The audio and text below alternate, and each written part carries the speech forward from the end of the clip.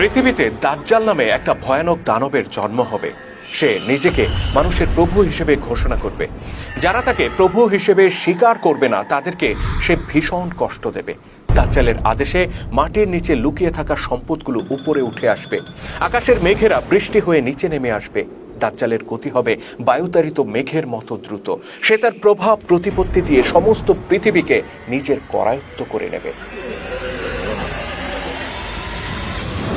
শুধু দর্শক, পৃথিবীতে দাজ্জাল নামে এরকম একটা ভয়ানক দানবের আবির্ভাব হবে, এই কথাটা নিশ্চয়ই আপনি শুনে থাকবেন এই কারণে যে বিগত 1400 বছর ধরে মুসলিমদের ঘরে ঘরে, মসজিদে মসজিদে, মাহফিলে এই দাজ্জালকে নিয়ে আলোচনা চলে আসছে।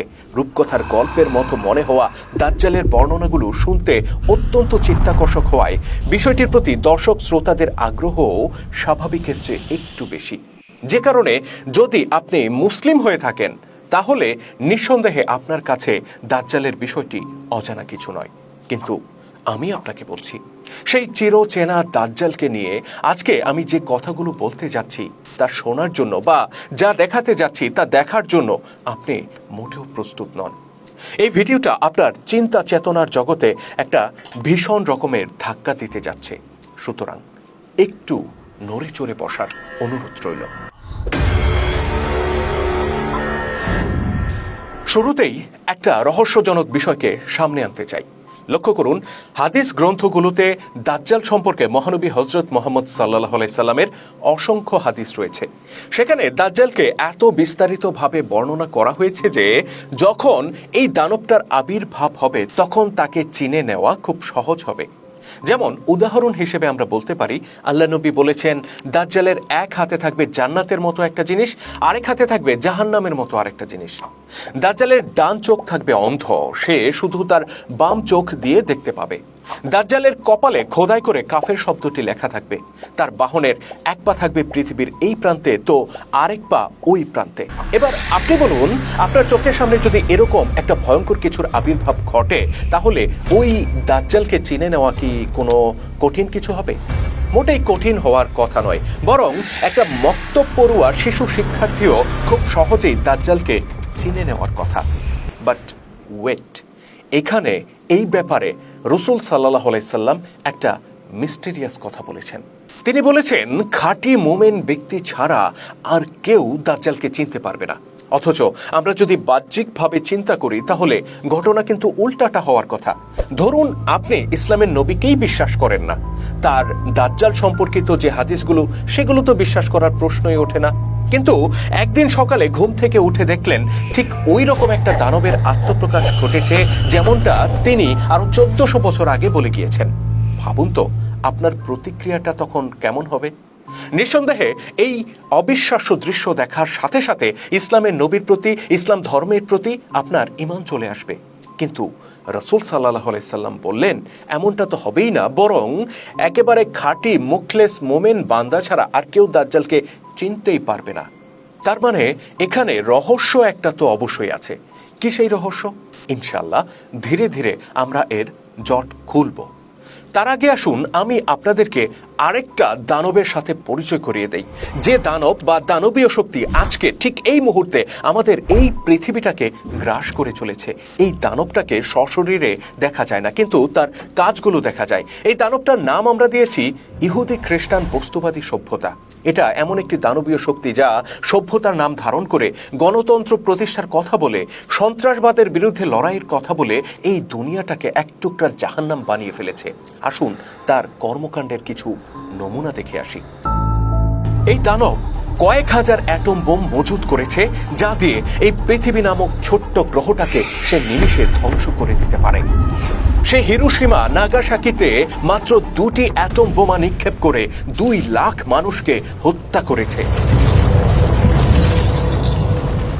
গত শতাব্দীতে সে পৃথিবীতে দুটি বিশ্বযুদ্ধ ঘটিয়েছে। এই 2টি মাত্র যুদ্ধে সে 10 কোটির কাছাকাছি আদম সন্তানকে হত্যা করেছে। গত 25 বছরে ইরাক, সিরিয়া, আফগানিস্তান সহ শুধুমাত্র কয়েকটি মুসলিম দেশে হামলা চালিয়ে সে 17 লাখ মানুষকে হত্যা করেছে। গত 2 বছরে ফিলিস্তিনের গাজা উপত্যকায় 60,000-এর কাছাকাছি মুসলিমকে সে হত্যা করেছে। তার নির্বিচার আগ্রাসনের মুখে বর্তমান বিশ্বে প্রায় 10 কোটি মুসলিম উদ্বাস্তু শিবিরে মানবেতর জীবনযাপন করছে।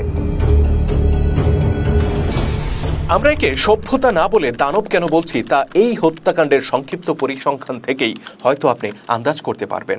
এই তথাকথিত সভ্যতার ধ্বজাধারীরা গত 100 বছরে যে পরিমাণ হত্যাযজ্ঞ চালিয়েছে, মানুষের লক্ষ বছরের ইতিহাসেও মানবসৃষ্ট কারণে এত প্রাণহানির ঘটনা কখনো ঘটেনি। সুতরাং একে দানব না বলে উপায় কি? চমকপ্রদ বিষয় হচ্ছে, আমরা যে দানব বা দানবীয় শক্তির কথা এতক্ষণ আপনাদের সামনে তুলে ধরলাম, সেই দানবটার সাথে রাসূলুল্লাহ সাল্লাল্লাহু আলাইহি সাল্লাম যে দাজ্জাল নামক দানবের কথা বলে গেছেন, তার বহু বিষয়ে হুবহু মিল খুঁজে পাওয়া যায়। কিভাবে? আসুন একটু খতিয়ে দেখি। রাসূলুল্লাহ সাল্লাল্লাহু আলাইহি সাল্লাম একটি হাদিসে বলেছেন, দাজ্জাল নিজেকে মানুষের রব বা প্রভু হিসেবে ঘোষণা করবে এবং মানব জাতিকে বলবে তাকে রব হিসেবে মেনে নিতে। আজকের যুগে আমরা ব্যক্তিগত জীবনে যে যেই ধর্মের অনুসরণ করি না কেন, এ ব্যাপারে পশ্চিমা বস্তুবাদী সভ্যতার কোনো আপত্তি নেই। কিন্তু আপত্তি ওঠে তখন আমাদের রাষ্ট্র কিভাবে চলবে, সমাজ কিভাবে চলবে, জাতীয় সংসদ কিভাবে চলবে, আমাদের অর্থনীতি, দণ্ডনীতি, শাসন ব্যবস্থা, নির্বাচন ব্যবস্থা, সরকার ব্যবস্থা, এগুলো কিভাবে চলবে, এই প্রশ্ন যখন সামনে আসে। পশ্চিমা সভ্যতার দাবি হচ্ছে, এসব ক্ষেত্রে আমরা সৃষ্টিকর্তার দেয়া বিধিবিধানের প্রয়োগ করতে পারবো না। একমাত্র তাদের দেয়া বিধিবিধান, তাদের তন্ত্রমন্ত্র, বাদ মতবাদ, এগুলো আমাদেরকে মেনে নিতে হবে। অর্থাৎ ব্যক্তিগত জীবনের ছোট্ট গণ্ডিতে আমাদের রব বা প্রভু আল্লাহ রয়ে গেছেন, কিন্তু সামষ্টিক জীবনের বৃহত্তর পরিমণ্ডলে এই পশ্চিমা সভ্যতা নিজেকে রব হিসেবে ঘোষণা করেছে এবং আমরা তাকে রব হিসেবে মেনেও নিয়েছি, সেটা সচেতনভাবে হোক কিংবা নিজেদের অজান্তে হোক। তার মানে কি আমরা বলতে চাচ্ছি আজকের এই যে পশ্চিমা দানবীয় শক্তি, এটাই রাসূলুল্লাহ বর্ণিত সেই দাজ্জাল? আমরা এখনই এরকম কোনো মন্তব্য করতে চাচ্ছি না, বরং আসুন আরেকটু গভীরে ঢোকা যাক, আরো কিছু হাদিস খতিয়ে দেখা যাক। হাদিস নাম্বার 2, রাসূলুল্লাহ সাল্লাল্লাহু আলাইহি সাল্লাম বলেছেন, দাজ্জালের কাছে রিজিকের বিশাল ভান্ডার থাকবে, সেখান থেকে সে যাকে খুশি রিজিক দান করবে। যারা তার বিরোধিতা করবে তাদেরকে সে ওই ভান্ডার থেকে রিজিক দেবে না। আজকের বিশ্বে সারা পৃথিবীতে অর্থনীতি, ধন সম্পদ কারা কুক্ষিগত করেছে? এই বস্তুবাদী পশ্চিমা সভ্যতা। জাতিসংঘ তারা বানিয়েছে, IMF, বিশ্বব্যাংক তাদেরই প্রতিষ্ঠান। এসব প্রতিষ্ঠানের মাধ্যমে সারা পৃথিবীকে তারা নিয়ন্ত্রণ করছে। যেসব রাষ্ট্র তাদের কথা মতো চলে, তাদেরকে কুর্নিশ করে চলে, তাদেরকে ওরা ঋণ দিচ্ছে, আর্থিক সহযোগিতা দিচ্ছে, সামরিক বাণিজ্যিক সহযোগিতা দিচ্ছে, বিপদে আপদে পাশে এসে দাঁড়াচ্ছে। কিন্তু কেউ যদি তাদের কথা মতো না চলে, তাহলে সমস্ত সহযোগিতা বন্ধ করে দিচ্ছে। কখনো স্যাংশন ও এম্বার্গো দিয়ে তাদের অর্থনীতিকে পর্যুদস্ত করে দিচ্ছে, যেমন ইরান। আবার কখনো কখনো সামরিক আগ্রাসন চালিয়ে তাদেরকে একেবারে মাটির সাথে মিশিয়ে দিচ্ছে, যেমন ইরাক, লিবিয়া, আফগানিস্তান। কি মিল খুঁজে পাচ্ছেন দাজ্জালের সাথে? হাদিস নাম্বার 3, দাজ্জাল মাটির নিচে সম্পদকে আদেশ করবে উপরে উঠে আসার জন্য। সম্পদগুলো উপরে উঠে আসবে এবং দাজ্জালের অনুসরণ করবে। আজকের পৃথিবীতে মাটির তলদেশে যত খনিজ সম্পদ আছে, সেগুলোর নিয়ন্ত্রণ কার হাতে? বড় অংশটাই পশ্চিমাদের সরাসরি নিয়ন্ত্রণে, আর সৌদি আরবের তেলের মতো আরো কিছু খনিজ সম্পদ যেগুলো অন্যদের দখলে আছে, সেখানেও কিন্তু পশ্চিমাদেরই পরোক্ষ নিয়ন্ত্রণ। তাদের ইচ্ছার বাইরে কেউ কারো কাছে তেল বিক্রি দূরে থাক, এই সংক্রান্ত একটা চুক্তিও তারা করতে পারে না। যদি করে, তাহলে ওই যে স্যাংশন কিংবা এম্বার্গো চাপিয়ে দেওয়া হয়। হাদিস নাম্বার 4, দাজ্জালের আদেশে আকাশ থেকে বৃষ্টির বর্ষণ হবে।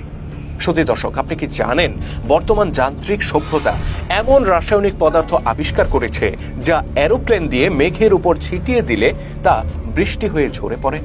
যদি আপনি জেনে না থাকেন, তাহলে আপনার হাতে থাকা মোবাইল ফোনটির গুগল বা অন্য কোনো ব্রাউজারে গিয়ে কৃত্রিম বৃষ্টিপাত এই দুটি শব্দ লিখে সার্চ করুন, বাকিটা আপনি জেনে যাবেন। অর্থাৎ যে দানবীয় শক্তির কথা আমরা বলছি, তার আদেশে অলরেডি আকাশের মেঘেরা বৃষ্টি হয়ে মাটিতে নেমে আসছে। হাদিস নাম্বার 5, দাজ্জালের গতি হবে অতি দ্রুত, সে বায়ুতাড়িত মেঘের মতো আকাশ দিয়ে উড়ে চলবে। আজকে পাশ্চাত্য যান্ত্রিক সভ্যতা যে এরোপ্লেন বা মহাকাশযান তৈরি করেছে, তার দিকে তাকালে আপনি রাসূলুল্লাহ সাল্লাল্লাহু আলাইহি সাল্লামের এই হাদিসটির বাস্তব রূপই যেন দেখতে পাবেন। হাদিস নাম্বার 6, দাজ্জালের গরু, গাভী, মহিষ, বকরি ইত্যাদি বড় বড় আকারের হবে এবং সেগুলোর স্তনের বোটাও হবে বড় বড়, অর্থাৎ তারা প্রচুর দুধ দেবে। মোটামুটি আমরা সবাই জানি বর্তমানে কিভাবে কৃত্রিম প্রজনন ও জিন পরিবর্তনের মাধ্যমে বিশাল আকৃতির এক একটি গাভী, মহিষ, ভেড়া ইত্যাদি উৎপাদন করা হচ্ছে এবং সেগুলো থেকে বিপুল পরিমাণ দুধ ও মাংস আহরণ করা হচ্ছে। পশ্চিমা সভ্যতার তৈরি এই প্রযুক্তি এখন ইউরোপ, আমেরিকায় নয়, বরং আমাদের দেশেও বহুল ব্যবহৃত। হাদিস নং 7, দাজ্জাল তার শক্তি, প্রভাব ও প্রতিপত্তি দিয়ে পৃথিবীর সমস্ত মাটি ও পানি আচ্ছন্ন করে ফেলবে। চামড়া দিয়ে যেমন একটা বস্তুকে মুড়িয়ে দেয়া যায়, ঠিক তেমনি সমস্ত পৃথিবীকে দাজ্জাল একটি বস্তুর মতো তার করায়ত্ত করে নেবে। আজকের যুগে যে দানবীয় শক্তির কথা আমরা বলছি তার দিকে একবার তাকান, আপনি দেখবেন সে কিভাবে গোটা পৃথিবীকে, পৃথিবীর প্রতিটি জনপদকে, এমনকি পানির তলদেশকে নিজের করায়ত্ত করেছে। আপনি পৃথিবীর 1 ইঞ্চি মাটি খুঁজে পাবেন না যা এই দানবীয় শক্তির প্রভাব প্রতিপত্তির বাইরে। শুধু দর্শক, 7টি হাদিস আপনাদের সামনে তুলে ধরলাম, যেখানে রাসূলুল্লাহ সাল্লাল্লাহু আলাইহি সাল্লাম দাজ্জাল সম্পর্কে যেসব কথা বলেছেন সেগুলো আমাদের উল্লেখিত পশ্চিমা যান্ত্রিক সভ্যতার সাথে হুবহু মিলে যাচ্ছে। এরকম একটা একটা করে যদি আরো অনেক হাদিস সামনে আনি তাহলে আপনি দেখবেন দাজ্জাল সংক্রান্ত অধিকাংশ হাদিসই এর সাথে মিলে যাচ্ছে। তার মানে কি আমরা বলতে পারি না যে এই বস্তুবাদী যান্ত্রিক সভ্যতা, যা আল্লাহ পাকের বিধানকে বাদ দিয়ে তার নিজের দেয়া বিধান অনুযায়ী সবকিছু পরিচালনা করতে আমাদেরকে বাধ্য করছে, যে নিজের প্রভাব প্রতিপত্তি দিয়ে গোটা পৃথিবীটাকে করায়ত্ত করে ফেলেছে, যে বায়ুতাড়িত মেঘের মতো আকাশে উড়ে বেড়াচ্ছে, যার আদেশে আকাশের মেঘেরা বৃষ্টি হয়ে ঝরে পড়ছে, মাটির নিচের সম্পদগুলো উপরে উঠে আসছে, এটাই রাসূলুল্লাহ সাল্লাল্লাহু আলাইহি সাল্লাম বর্ণিত সেই দাজ্জাল?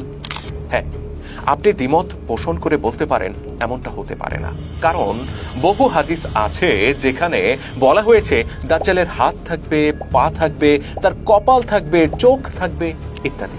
বিষয়টা আমরা অস্বীকার করছি না, কিন্তু আমরা এক্ষেত্রে যেটা বলতে চাচ্ছি তা হচ্ছে রাসূলুল্লাহ সাল্লাল্লাহু আলাইহি সাল্লাম মূলত এলিগোরিক্যাল ডেসক্রিপশন অর্থাৎ রূপক বর্ণনার মাধ্যমে দাজ্জালকে চিত্রায়িত করেছেন। লক্ষ্য করুন, বিভিন্ন ধর্মগ্রন্থে বা মিথোলজিগুলোতে মানুষের জন্য ক্ষতিকর বা বিপজ্জনক যে কোনো শক্তিকে দানব বা অসুর হিসেবে উপস্থাপন করা হয়েছে। এক্ষেত্রেও তাই ঘটেছে। রাসূলুল্লাহ সাল্লাল্লাহু আলাইহি সাল্লাম একটি শারীরিক কাঠামো বিশিষ্ট দানবের বর্ণনার মধ্য দিয়ে একটা ভয়ানক শক্তির উত্থানের ব্যাপারে ভবিষ্যৎবাণী করে গেছেন। পুরো ব্যাপারটাই রূপক বর্ণনা। আর ঠিক এই বিষয়টাতে যদি আপনি আমার সাথে একমত হতে পারেন তাহলে সেই রহস্যের সমাধানটা কিন্তু হয়ে যায়। কোন রহস্য? ওই যে শুরুতে উল্লেখ করেছিলাম, একমাত্র খাঁটি মুমিন বান্দা ছাড়া আর কেউ দাজ্জালকে চিনতে পারবে না। বাস্তবেই যদি শারীরিক কাঠামো বিশিষ্ট দানবের আবির্ভাব হয় তাহলে তাকে চিনতে না পারার কি কারণ থাকতে পারে? কিন্তু আমি যে দাজ্জালের কথা এতক্ষণ তুলে ধরার চেষ্টা করলাম তাকে সত্যিকার মোমেন ছাড়া আর কেউ চিনতে পারবে না। এই দাজ্জাল অর্থাৎ এই যে পশ্চিমা সভ্যতা, সে কিভাবে আল্লাহর জমিনে আল্লাহর দেয়া বিধানকে প্রত্যাখ্যান করে তার নিজের বিধান প্রতিষ্ঠা করেছে, কিভাবে সে নিজেকে রবের জায়গায় বসিয়েছে এবং তাকে রব হিসেবে মেনে নিতে মানুষকে বাধ্য করছে, তা একমাত্র মুমিন ব্যক্তিরাই দেখতে পারবেন, উপলব্ধি করতে পারবেন। কারণ একজন সত্যিকার মোমেন ব্যক্তি একমাত্র আল্লাহ ছাড়া আর কারো বিধান স্বীকার করতে পারে না। আল্লাহ ছাড়া সে আর কাউকে নিজের প্রভু হিসেবে মেনে নিতে পারে না। তাওহীদের জ্ঞান বা হেদায়েতের আলো যার মধ্যে থাকবে, ইসলাম কি, ইসলামের উদ্দেশ্য কি, এই আকীদা যার সামনে পরিষ্কার থাকবে, তিনি কিছুতেই আল্লাহর শাসনের বিপরীতে তাগুদী শক্তির শাসন মেনে নিতে পারেন না। তার সামনে যখন দাজ্জালের বিষয়টি উপস্থাপন করা হবে তিনি খুব সহজেই দাজ্জালকে চিনে ফেলবেন। কিন্তু যারা এই হেদায়েতের আলো থেকে বঞ্চিত, যারা নিজেদেরকে মুসলিম বলে বিশ্বাস করা সত্ত্বেও তাগুদী শক্তির শাসন মাথা পেতে মেনে নেয়, তারা কখনোই দাজ্জালকে চিনতে পারবে না। তারা উপলব্ধি করতে পারবে না যে তারা রব হিসেবে আল্লাহর জায়গায় অন্য কাউকে বসিয়ে রেখেছে। শুধু দর্শক, আমরা এই ভিডিওর মাধ্যমে চেষ্টা করেছি আপনাদের দৃষ্টির আড়ালে থাকা একটা মহাসত্যকে সামনে তুলে আনার জন্য। কিন্তু আমি জানি এই 15 বা 20 মিনিটের একটা ভিডিওর মাধ্যমে দাজ্জালের মতো এত বড় একটা বিষয়কে সম্পূর্ণরূপে উপস্থাপন করা, সমস্ত খটকার অবসান ঘটানো বা সব প্রশ্নের উত্তর দেয়া, এটা মোটেই সম্ভব নয়। যদি আপনি এই বিষয়ে একেবারে নিশ্চিত হতে চান, আরও বিস্তারিত জানতে চান, তাহলে অনুরোধ করব হিজবুত তৌহিদ আন্দোলনের প্রতিষ্ঠাতা ইমামুজ্জামান জনাব মোহাম্মদ বায়েজিদ খান পন্নী রচিত দাজ্জাল, ইহুদি খ্রিস্টান সভ্যতা, এই বইটি পড়ুন। আশা করছি সমস্ত প্রশ্নের অবসান ঘটবে। বইটি কিভাবে পেতে পারেন তার বিস্তারিত আমরা এই পোস্টের ডেসক্রিপশনে অবশ্যই দিয়ে দেব। আরেকটি কথা বলতে চাই, যেন আমাদের বক্তব্যের ব্যাপারে কোনো ধরনের বিভ্রান্তির অবকাশ না থাকে। তা হলো, আমরা কিন্তু ইহুদি বা খ্রিস্টান জাতিকে দাজ্জাল বলছি না, কিংবা যে বৈজ্ঞানিক প্রযুক্তির বিষয়গুলোকে আমরা বারবার সামনে এনেছি সেগুলোকেও দাজ্জাল বলছি না। বরং এই বৈজ্ঞানিক প্রযুক্তির উপর ভর করে ইহুদি খ্রিস্টানদের নেতৃত্বে আজকের দুনিয়া যে আত্মাহীন, স্রষ্টাহীন সভ্যতা গড়ে তুলেছে, যে সভ্যতার মূল কথাই হচ্ছে মানুষের সামষ্টিক জীবনে সৃষ্টিকর্তার কোনো স্থান নেই, জাতীয় জীবনে ধর্মের বিধিবিধানের কোনো জায়গা নেই, সেই সভ্যতাটাকে আমরা দাজ্জাল বলছি। আশা করছি আমাদের বক্তব্যকে ভিন্ন খাতে প্রবাহিত করে বিষয়টাকে সাম্প্রদায়িক উস্কানি হিসেবে কেউ প্রচার করবেন না। আল্লাহ তাআলা আমাদের সবাইকে হেদায়েতের আলোয় আলোকিত করুন। আমিন।